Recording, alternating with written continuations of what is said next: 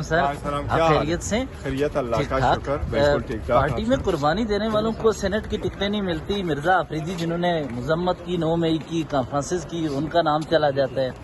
نہیں دیکھو، پارٹی میں ہمارے پارٹی میں تھے اور پارٹی سے ساتھ کھڑے تھے، اور اس لیے پارٹی کا جو فیصلہ ہے وہی سب کو قبول کرنی چاہیے، اور ساتھ ہی سارے باقی جو لوگ ہیں پارٹی ورکروں کو ہی ٹکٹ ملے ہیں، اور پارٹی کے ورکر جو ہے انہی کو کنسیڈر کیا گیا ہے۔ تو یہ انٹرنل ایک ڈسپلن ہے پارٹی کا، پارٹی جس کو کنسیڈر کرتی ہے کہ یہ اس پوزیشن کے لیے اس کا ایکسپیرینس ہے اور یہ بہتر ہے اور یہ سیٹ ہونی چاہیے، تو this is how political parties work. Mirza Afridi کی جو خبریں وہ گردش کر رہی ہیں، سنی اتحاد کونسل کے ساتھ بھی اختلافات کی خبریں گردش کر رہی ہیں، کس طرح ہے؟ نہیں دیکھیں، سنی اتحاد کے ساتھ کوئی اختلاف نہیں ہے، اور سنی اتحاد کا فیصلہ بالکل ٹھیک تھا، صحیح تھا، بہتر فیصلہ تھا اس وقت کے جو حالات تھے اس کے مناسبت سے، اور ہم نے تو اپنے پولیٹیکل پارٹی کے لیے کوشش کرتے رہے، اپنے نشان کے لیے کوشش کرتے رہے، اپنے نشان پہ لڑنا چاہ رہے تھے۔ سپریم کورٹ کو یہ خدشہ بھی ظاہر کیا تھا کہ ہمارے ساتھ بڑے پرابلم ہو سکتے ہیں، تو اس لیے ہم نے تو اپنے اسٹرگل کوشش کی۔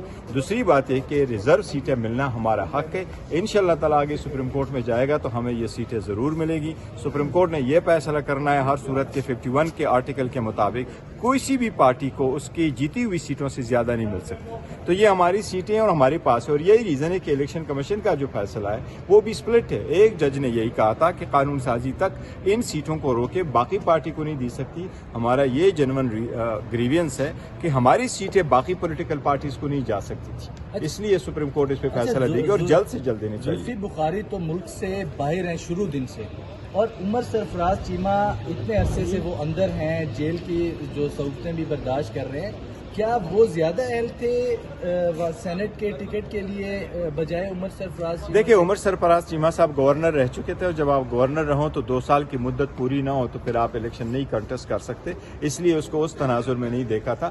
جہاں تک زلفی صاحب کا تعلق ہے تو دیکھیں، جو بندہ کنویکٹ نہ ہوا ہو وہ اگر باہر بھی ہے تو وہ نامینیشن پیپر فائل کر سکتا ہے۔ لاسٹ ٹائم بھی جب نیشنل اسمبلی کے لیے ہوئے تھے نامینیشن پیپر فائل ہوئے تھے تو ہائی کورٹ نے ان کے نامینیشن فارم ایکسپٹ کروائے تھے، تو اس لیے وہ کوالیفائڈ ہے۔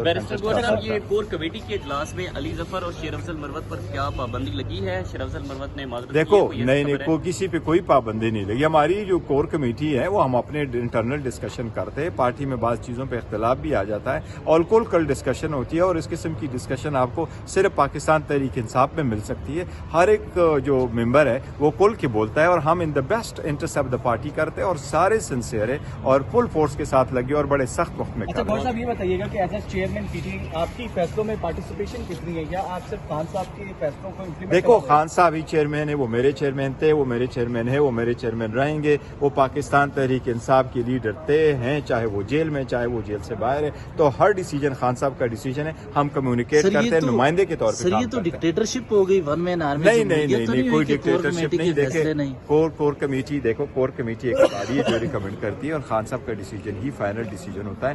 خان صاحب ہی روح رواں ہے سب کا، لیڈر تو ایسا ہی ہوتا ہے نا، پارٹی ڈسپلن ہے۔